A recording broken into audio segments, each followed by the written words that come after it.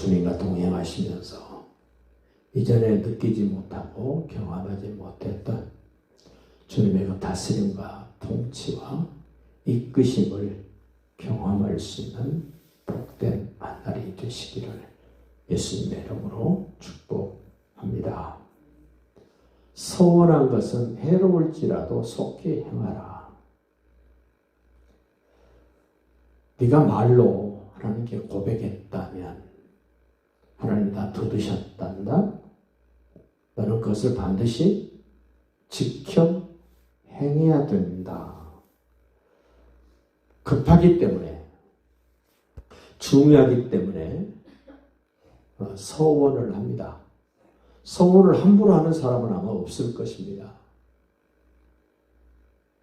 근데 그 문제가 해결이 되고 나면 그때 마음, 그때 생각, 그때 감정 온데간데 없어지고 계산하기 시작합니다.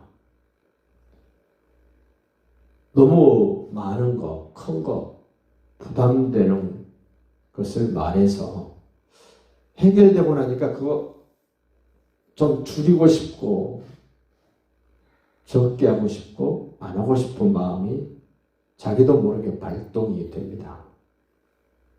뭐 화장실에 갈 때 마음, 나올 때 마음 다르다듯이 그런 거죠. 이 서원을 내가 기도하는 것과도 연결시키면 좋습니다.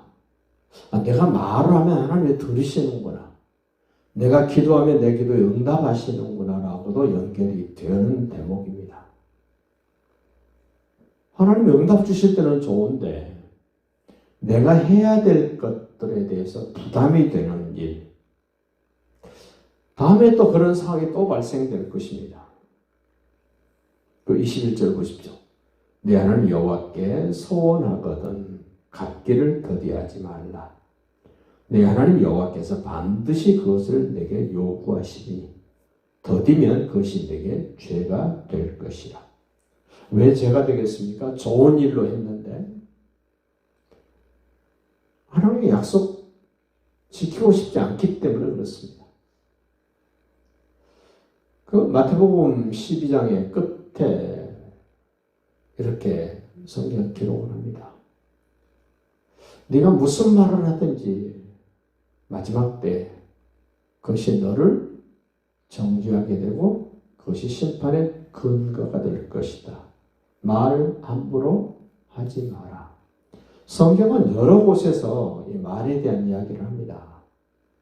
말에 실수가 없으면 그 사람은 온전한 사람이다.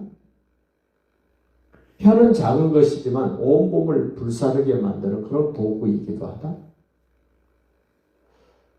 이 말은 마치 큰 배의 키 같아서 방향을 결정하기도 한단다. 말 많이 하는 선생이 되지 마라. 뭐 수없이 많이 이 말에 대한 말씀을 합니다. 서원도 말로 하는 겁니다. 말했으면 지키라는 겁니다. 20절 보십시오. 네가 서원하지 아니하였으면 죄가 없었지만 그러나 네 입으로 말한 것은 그대로 실행하도록 유의하라.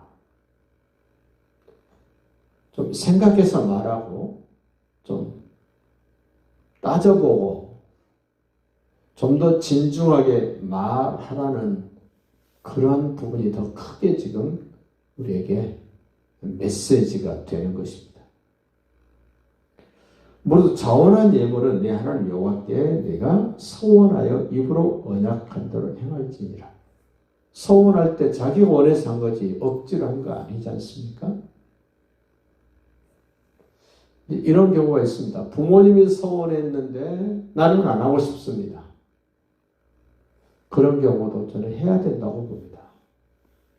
목사님들 가운데 자기는 목회 안 하고 싶은데 부모님이 서원했기 때문에 할 수 없이 목회한다 그럽니다. 기양이 하는 거 기쁨으로 하면 얼마나 좋습니까?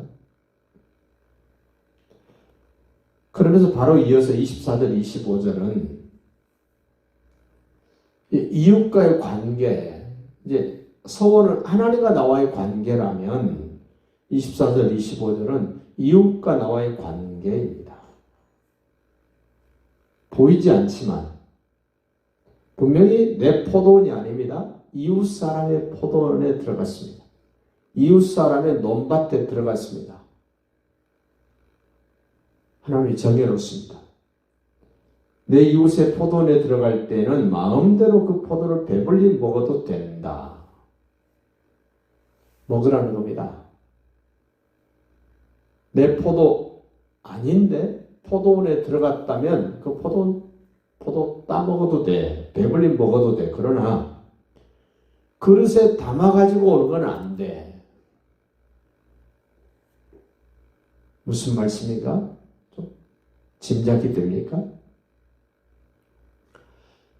배고프고 굶주린 것은 해결할 수 있지만 네 욕심내서 포장해 오는 것은 그릇에 담아가지고 나오는 것은 안 돼. 왜? 그건 내 거 아니야. 네가 굶주리고 배고픈 것은 하나님이 허락해 주지만 그 이상의 것은 안 돼. 그 다음 보십시오. 내 이웃의 곡식밭에 들어갈 때는 네가 손으로 그 이삭을 따도 되느니라. 배고플 때 이삭 꺾어서 부벼서 먹을 수 있다는 겁니다. 괜찮다는 겁니다. 그러나 내 이웃의 곡식밭에 낫을 댄지는 말지라. 낫을 댄다는 말은 상당히 많은 양을 내 것으로 만든다는 겁니다.